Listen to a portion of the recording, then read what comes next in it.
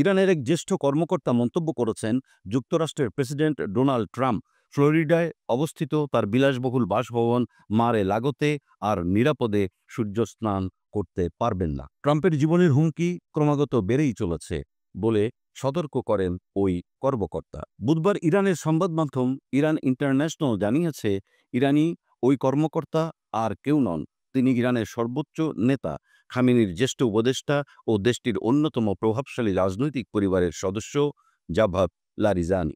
ইরানি টেলিভিশনে দেওয়া এক সাক্ষাৎকারে তিনি বলেন, ট্রাম্প এমন কিছু করেছেন যে এখন তিনি আর মারে লাগোতে সূর্যের নিচে শান্তিতে শুয়ে থাকতে পারবেন না।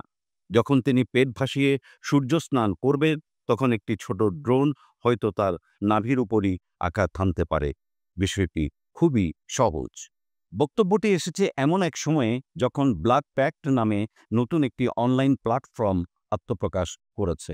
এই প্ল্যাটফর্ম দাবি করেছে তাদের উদ্দেশ্য হল সর্বোচ্চ নেতা আলী খামেনির জীবন নিয়ে ব্যঙ্গ বা হুমকি দেওয়া ব্যক্তিদের বিরুদ্ধে প্রতিশোধ নেওয়া। ওয়েবসাইটটি আরও দাবি করেছে তারা ইতোমধ্যেই $4 কোটি বেশি অর্থ সংগ্রহ করেছে। ডোনাল্ড ট্রাম্পকে হত্যা করার জন্য তারা $10 কোটি একটি তহবিল গঠন করতে চায়। ব্ল্যাক প্যাক্ট ওয়েবসাইটের হোম পেজে বলা হয়েছে, যারা আল্লাহর শত্রু এবং সর্বোচ্চ নেতার জীবন হুমকির মুখে ফেলেছেন তাদের বিচারের আওতায় আনতে সক্ষম কাউকে আমরা পুরস্কৃত করব।